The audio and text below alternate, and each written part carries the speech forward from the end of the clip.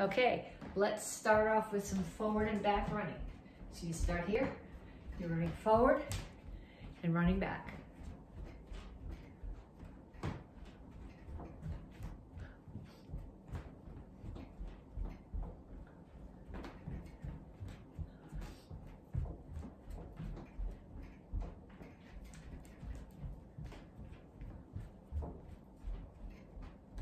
And then punches. Keep your hands up, keep your feet moving.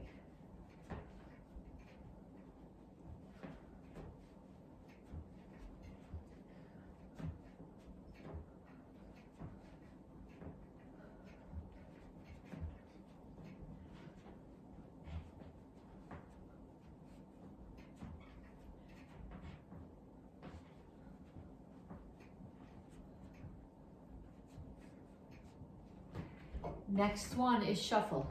Either side to side or front to back, depending on how your space is. Make sure that you keep your hands up. If you want to throw some punches while you're doing it, that's fine.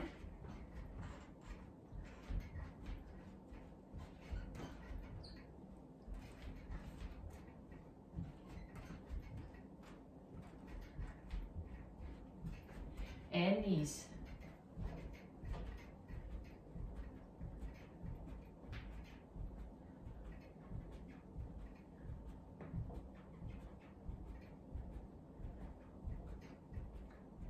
Other side. Make sure you keep the standing knee bent. You're doing more work that way. As long as you're doing the warm-up, you may as well get as much work out of it as possible.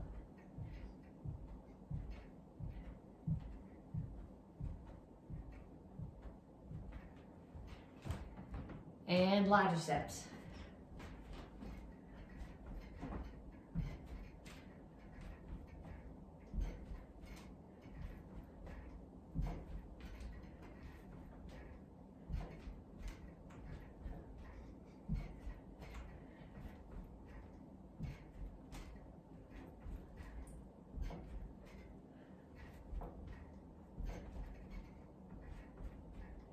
And kicks, front, side, back.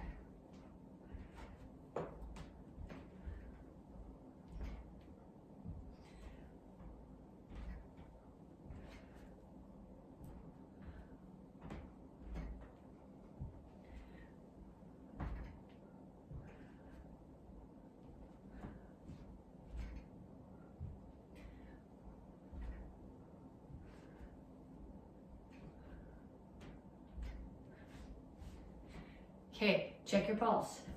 If you're not at least 120, do that 2 more times. So run front and back, punches, shuffle, knees, ladder steps, kicks. Make sure you at least twice, 3 times is better. Make sure your pulse is up to 120 and then come back to me to stretch. Okay, when you're ready to stretch. So I think I'm gonna angle this down a little bit so that you can see me if I'm on the floor instead of just seeing the empty ceiling. Reach up. And you're not just putting your arms up here, but you're pushing them towards the ceiling. And then reach for the floor.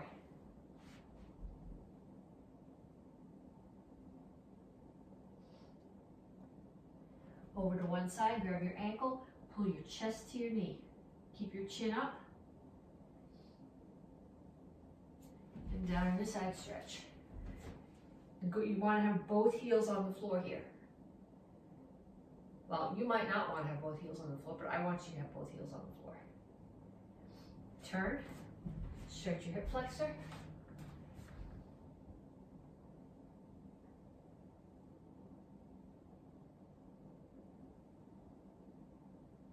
And then straighten out your legs. All your toes are facing in the same direction. Both knees are straight. Chin is up. Back is flat. Reach down over the front leg. Chest toward your knee. You should feel this primarily in the hamstring of the front leg.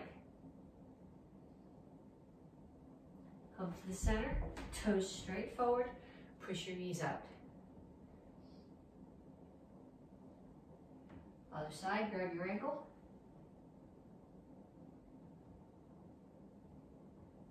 And then down into side stretch.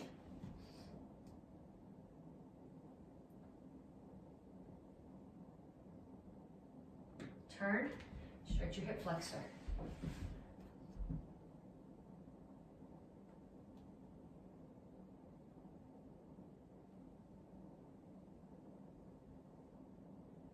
Straighten out your legs. Knees straight, back flat, chin up, chest down towards your front knee.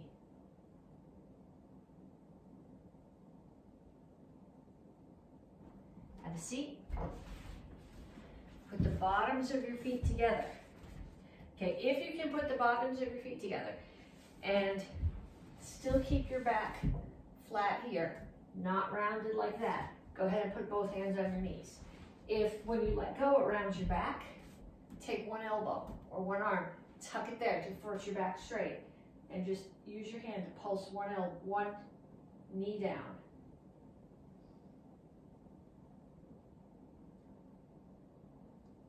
And then the other side.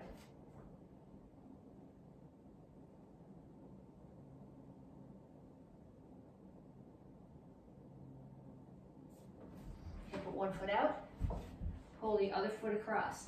If you can pull this one in and still keep both butt cheeks on the floor, pull it in. If pulling this one in gets one hip up off the floor, keep it straight out. This knee is in, opposite elbow is on the outside of the knee, and you're pushing across.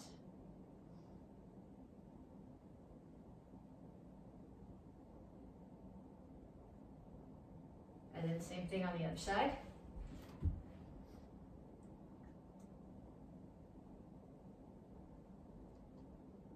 And then come up to a wide squat,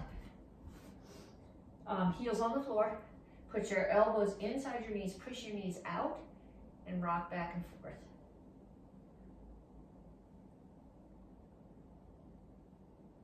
And put your hands flat on the floor and straighten out your legs.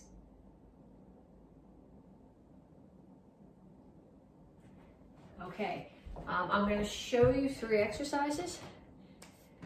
Walk you through them, explain what I want, and then you're going to do 2 times through 10 of each exercise.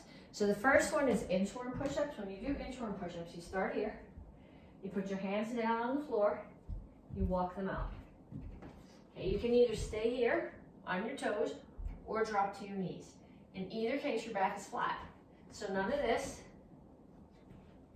and none of this. Keep your elbows tucked into your body. 1 push-up, walk your hands all the way back. Okay, so down, hands out, 1 push-up,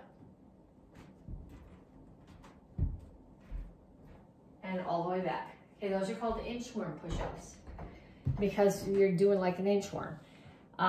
Next one is a completely straight body sit-up. I'm flat on my back, legs are straight, arms are straight up towards the ceiling. They're not going behind my head, they start here. I sit up, so my arms are now straight still to the ceiling and back down.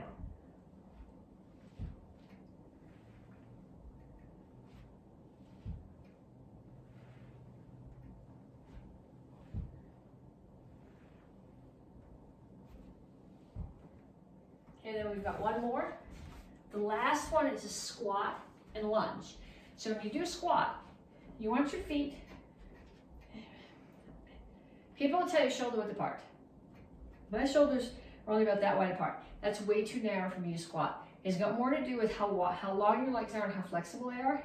So I got mine out about here. Toes need to be straight forward. And then when you squat down, you don't want to bring your butt back. You want your shoulders to stay over your hips. Okay, at the very least, you need to come here. If you can get all the way down, that's even better. When you do your lunge, you're going to step back, and you're going to step far enough back that you have a 90-degree angle here, so that your knee is over your ankle. You don't want to be here with your knee out past your ankle over your toes, because that's going to stress your knee. Okay, so you start here, you step out, squat, in, step back and lunge. Step out, squat, in, back, lunge. Squat, and this one side is 1, so squat, lunge, that's 1, squat, lunge. That's 2. Okay, so I want you to do inchworm push-ups, straight body sit-ups, and squat and lunge.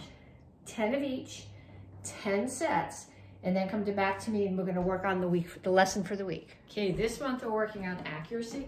This week we're gonna talk about accuracy through stances. So we're gonna do some drills, and I really want you to focus on how you're turning your feet, how you're rotating your hips, where those are coming in to generate the power in the stances, which I know is power, which was last month, but that's how you get accuracy, is the same way. So the first thing we're gonna start with is just moving forward with the front stance. So Chingle Chassi if you're in Tang Soo Do class, front stance if you're in AK. So we start here. In order for this stance to be proper, all my toes are facing forward. And my feet are the same distance apart side to side as they are front to back. Okay, it's got nothing to do with how wide your shoulders are. It's got to do with a mix of how long your legs are and how flexible they are. You have to be able to get the back of this heel on the floor, front knees bent, back knees straight, weights pushed forward from your hips, not from your head. So your head is over your shoulders or over your hips. Your shoulders are square. They're not pulled back here. What tends to happen is this toe, the back toe, if your stance is too long for how flexible your legs are, and you turn your back toe out, it turns your hips and your shoulders off to that same corner. So everything needs to be here. So we're gonna travel forward. I'm gonna bring my feet together. So I'm facing that corner. Step out, still facing that corner. Rotate on the back heel and turn everything to the front. So in, out, forward. In, out, forward. And I'm gonna go back doing the same thing. Let me move this down a little bit so you can see my feet better. The feet are really the important part of this drill. So I'm here, in, out, rotate forward. In, out, forward. In, out, forward. Okay, you can add a punch, or actually a block makes more sense when we're doing the stance here. So I'm gonna do a high block. I'm gonna come in, out, rotate my hips forward and settle my weight as I block. In, out, forward. In, out, forward. Coming back the same way.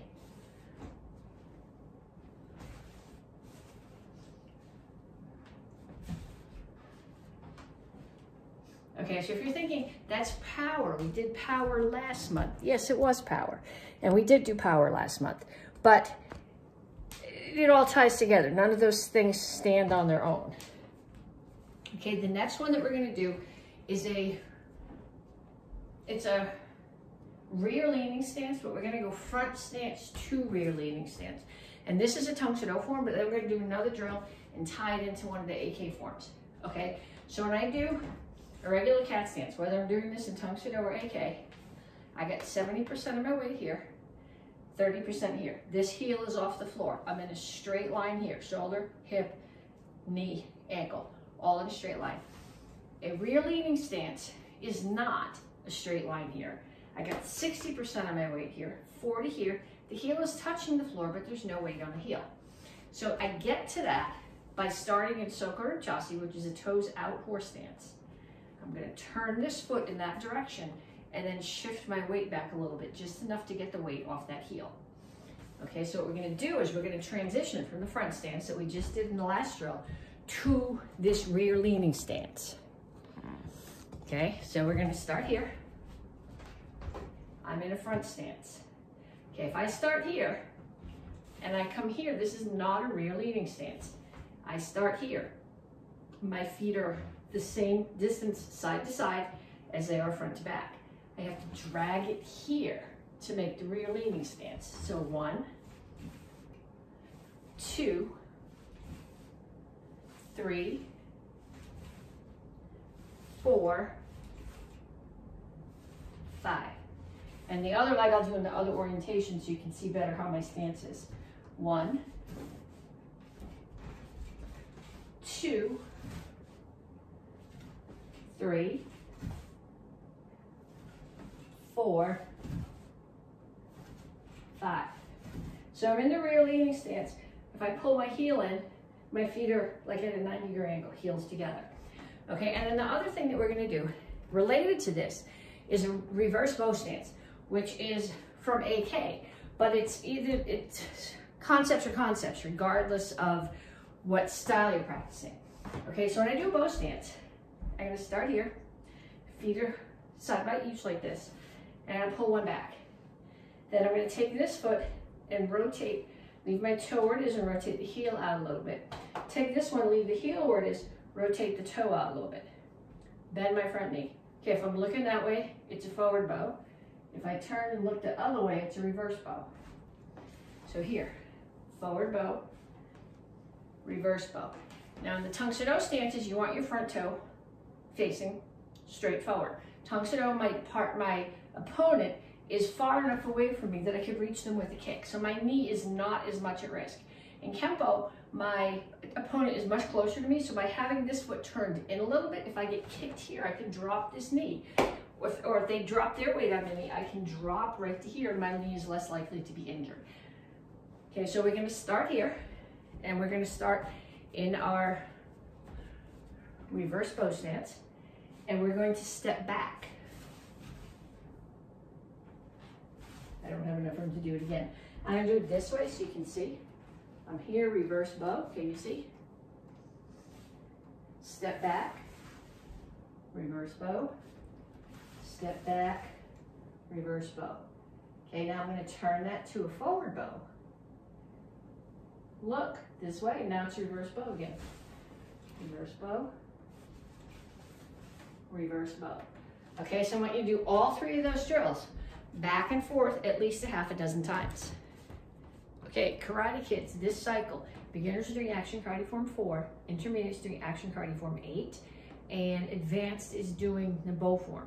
So we're gonna do drills right now from 1 and 8, and then after we practice a couple of other things, we'll work on the bow form. So I'm gonna do some drills first, working on accuracy from action karate form 1. So what we're gonna start off with is the chop punch at the very beginning of the form. Okay, when you chop, fingers need to be together, thumb needs to be tucked in. If your hands are out like this and you hit with something, you're gonna hurt your fingers, especially if you miss and you hit with this. So fingers have to be all tight. Comes from here and chops. And when you punch, you have to rotate your hips and punch here. Okay, you want your hands, you want this to be a nice straight line.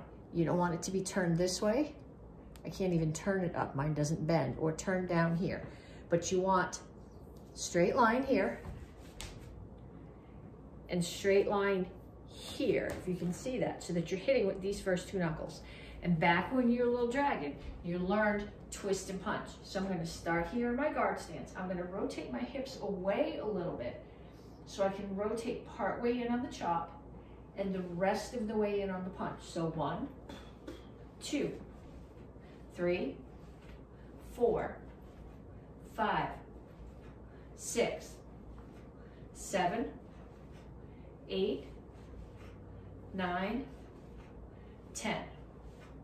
And then the same thing on the other side. 1, 2. Make sure you rotate. I know that was last month, it was power, but in order to be doing this accurately, you need to have the power. I want you to think about what you're hitting. The chop is hitting the side of the neck. The punch, you could be hitting them in the throat, you could be hitting them in the nose, you could be hitting them in the solar plexus. Hitting them in the chin or the forehead are not helpful. 1, 2. I know we might have already done these numbers, that's okay. 3, 4, 5, 6, 7, 8, 9, 10. Okay, and then one more technique we're going to do from this form. It's a crescent kick. Okay, crescent kick has a front kick chamber. So front kick chamber comes here. It doesn't come here. So when you do a crescent kick, your chamber has to come here, and then the rotation of your hips is here. It's not chamber here and pull it in. If you chamber there, you're going to be kicking there. Plus at this point right here, you're wide open. So we're going to start in our guard stance. You do a front kick chamber. You're going to draw with your foot a circle from your knee to the outside in, back to your knee. And as you do, you're going to turn your hips. There was a thought I had with this. Coming forward, 1, 2. Oh, I know what it was. We're working on accuracy. What part of your foot are you hitting with? Ideally, you are hitting with this outside edge.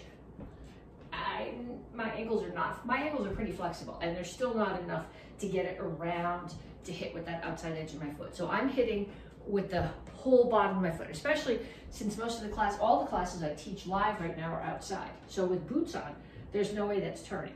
But I gotta still get my hip around enough that the bottom of my boot is hitting my target. So coming forward, 1, 2, 3, 4. Okay, if I go backwards, it doesn't really show you anything. So let's do one more set coming forward.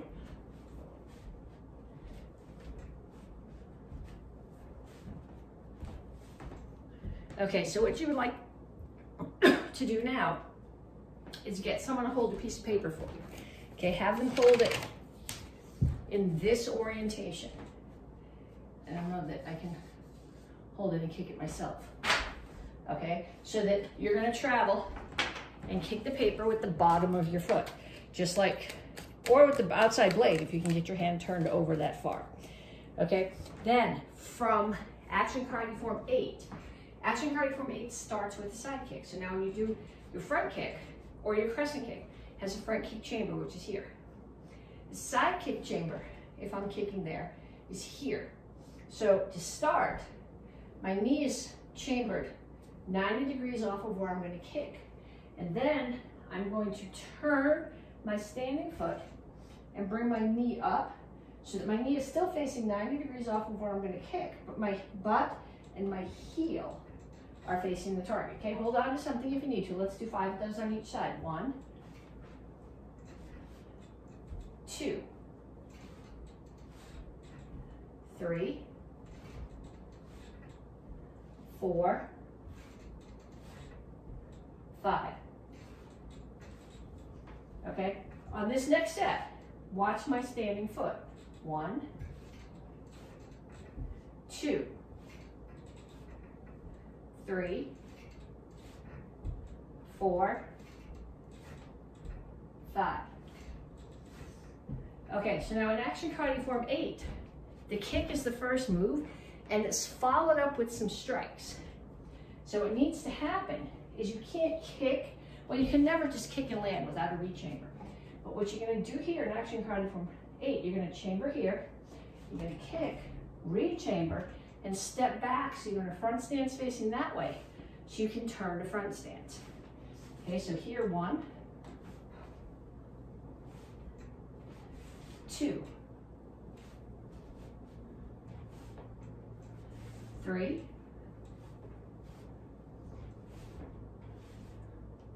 4,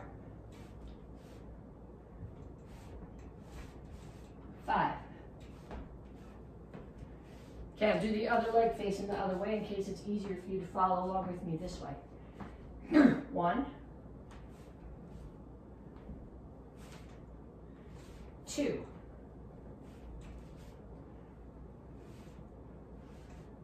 3,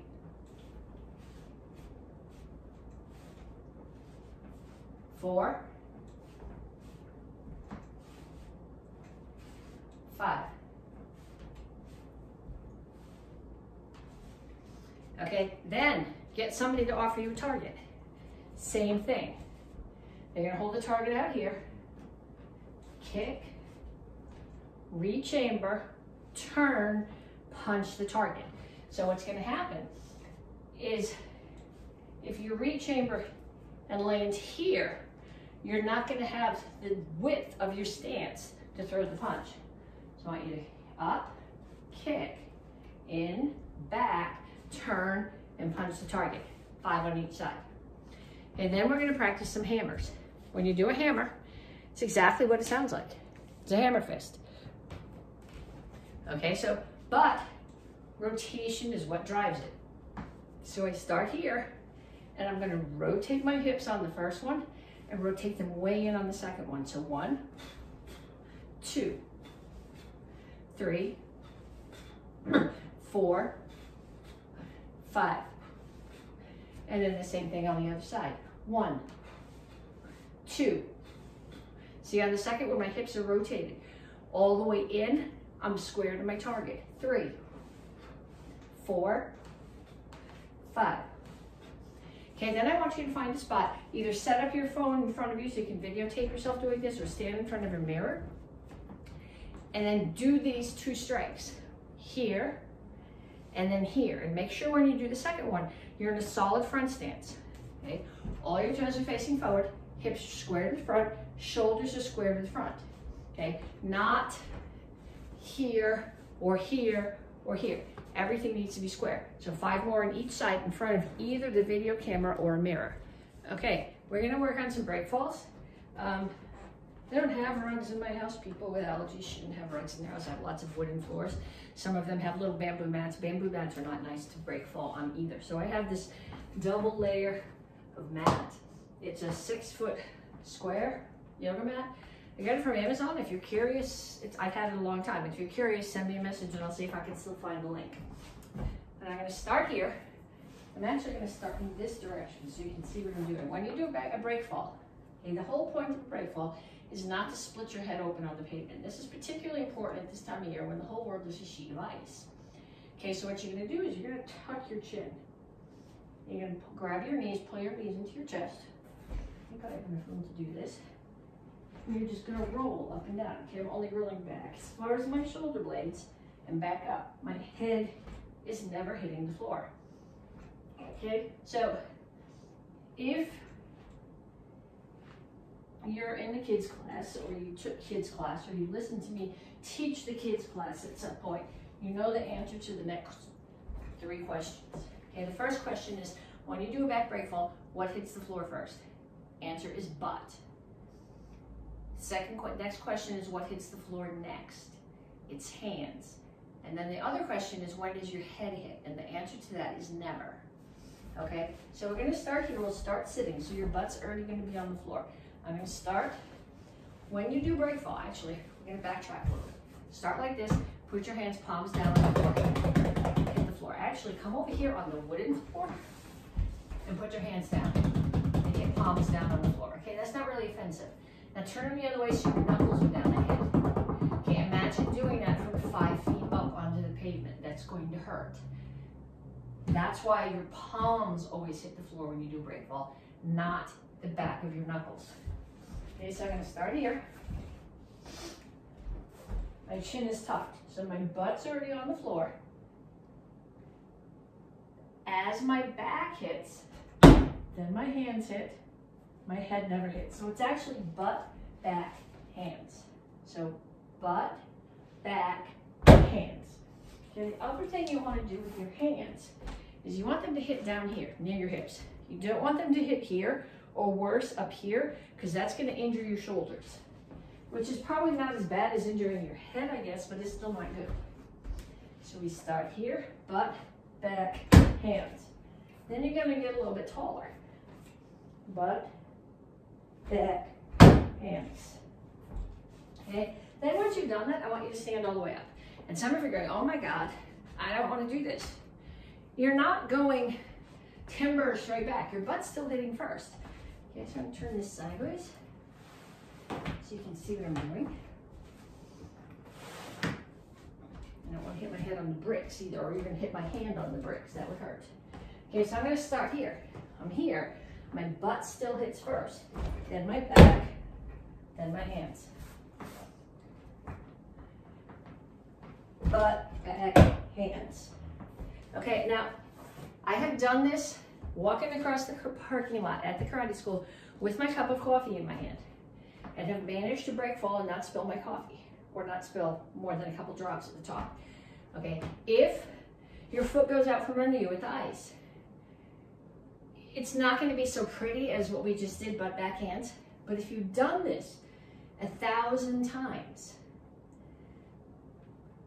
you're going to have your chin tucked. That's the important part. So what I want you to do now is I want you to find somebody in your house and have them get down on the floor next to you. And I want them to push you from sitting, and I want you to fall. Butt, back, hands. Okay? 10 times at that height. Then I want you to come up here to a squat, and I want them to do the same thing. I want them to push you. Butt, back, hands. 10 times. Okay? Then I want you to do it from standing. If you're going, oh my God, I'm not ready to do that from standing yet, do it from here. Butt, back, hands. Okay, but I want somebody in your house to knock you down 3 times from sitting, 3 times from the squat, and 3 times some version of standing. Okay, weapons for beginners and intermediate disciple is a screamer stick. When you hold a screamer stick, we're going to start with our drills in our right hand because most of us are right-handed. We will do left-handed ones too, but you're going to start, you're going to put your left hand at the bottom of the stick. And you take your right hand and you're going to put it above. So you let go of the bottom one, so you have about a fist's distance underneath. That lets you use both ends of the stick. I can strike with the front end, and I can hit with the other end, or I can catch. Like I can catch it behind somebody's neck or catch their arm and pull. Okay, so you're going to, this might work better if I crank it up a little bit. Here you want to see my stick and not my feet. I'm going to bring it here, and I am not rotating my shoulder. My shoulder and my elbow are staying still. I'm just rotating my wrist.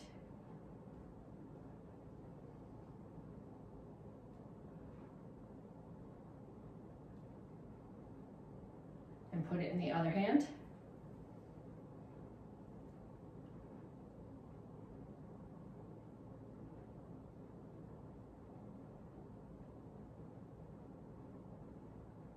And then I'm going to do it in front of me. Okay, again, my shoulder, my elbow are stationary. The motion is just for my wrist.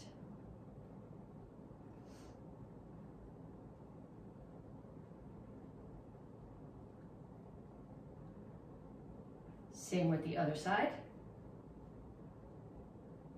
This side is slower. This is my stupid side.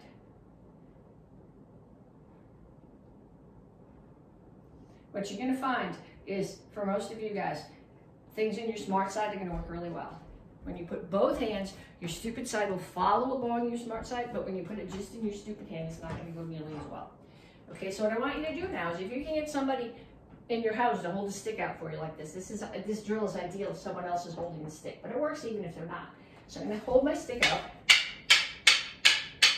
Okay, here I have to rotate my shoulder a little bit because I'm working by myself, but I want most of the rotation to come from my wrist.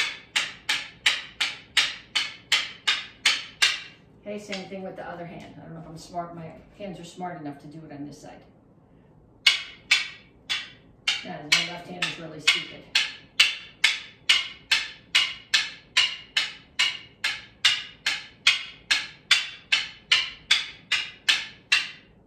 Then we're going to do the same thing up. Don't hit yourself in the head.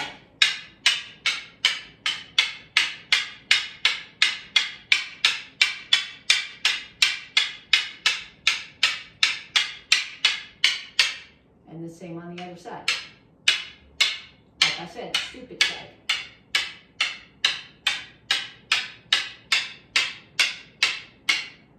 Okay, this drill is ideal if you do it with somebody else. If someone's holding for you, have them hold the stick out here for these, and have them hold it way out here for these. Don't have them hold it here, because then if you miss, you're going to hit them in the head, and you're going to have to drive them to the ER and sit there for hours while they get a CAT scan to make sure that you didn't like split their skull or give them a brain bleed. Okay, this cycle, bow. I know it's not a bow, it's an screamer stick, but I can't use a bow in the house. And I have a ceiling fan. I keep telling you this is a ceiling fan, but you probably can't see it. See, there's a ceiling fan, and it's got strings, and if I use a real bow, I'm going to take the ceiling fan down, probably by way of the strings. Okay, so I use a screamer stick to do bow form in the house. Advanced classes doing bow, black belts are doing bow. Teens, if you come to the Monday teen hyper class, we're doing bow. Kids, if you take hyper pro, which I think is also on Mondays, we're doing bow. So bow is definitely a theme this cycle. So we're gonna start off with holding the bow and some basic strikes. And some of you guys are like, I've done this before. I don't care. Practice is a wonderful thing, okay? Your bow should be, it'll tell you your bow should be as tall as you are. I'm 5.5 feet tall. I find a 66-inch bow, which is 5.5 feet tall, is a little bit too tall for me. And the 5-foot bow is a little bit too short for me. If I have to pick one or the other, I go with the 5-foot. I have some custom ones that are like 62 or 63 inches, which I find ideal. However, I don't use them in the kitchen. Okay, but you're gonna take your bow and you're gonna mentally divide it into thirds. If you have a fancy tournament bow that's shiny and sparkly, it's probably got a grip in the middle. And the grip is probably only about this big. Because when you're doing an extreme form, you're probably holding it right in the middle. So that makes sense. When you're doing a traditional form, which is what most of these are, you don't want your hands that close together. You have to mentally divide your bow into thirds. So this divided into thirds would be here, but for a 5.5-foot bow, for me, thirds is about here. So I'm gonna hold it there anyway. My right hand is always palm up. There's some differences, but when we do, you still generally start here and change it in the form. So my right hand is palm up and my left hand is palm down. When I start at Shin-bi, it's in my right hand here. When I bow, so I bring it to both hands, Shin-bi, chitty up, I tuck the left end under, Kinyet, I bow here. Okay, so I'm not bowing like this, but the bow comes out. Now what you have to be aware of is that the bow has another end. So if there's somebody standing behind you and you do this, you're going to hit them with the bow. So you have to be conscious of both ends of the weapon. Okay, so we're going to start here and we're going to do some blocks. I'm going to bring the bow in and block up. I'm not blocking here. Somebody's trying to hit me with the head. I'm blocking high and blocking low. High, low, high, low. Get somebody in your house to get an screamer stick and have them hit you high, have them hit you low. Don't care what the form is for hitting. What I'm interested in here is the blocking part. Block high, block low, block high, block low. And then we're gonna strike. Okay, so hands are still here. When I strike, my bow is not coming from the top of my shoulder, it's coming from the side of my shoulder. So it starts here, it's a little bit uphill, back end, front end's a little bit downhill, and I strike. I'm striking high. So this end is still at the height of the neck of someone the same height as I am, and this end is at my hip. It's not as obvious with the stick as it is with the bow, but I'm striking high. Then I'm going to strike ribs. Then I'm going to strike the outside of the knee. So high, middle, low, high, middle, low. Okay, I want you to practice that. If there's somebody in the house who can practice this with you, have them get in a screamer stick and hold it out here so you can hit. Don't have them hold it here or you're going to hit them too.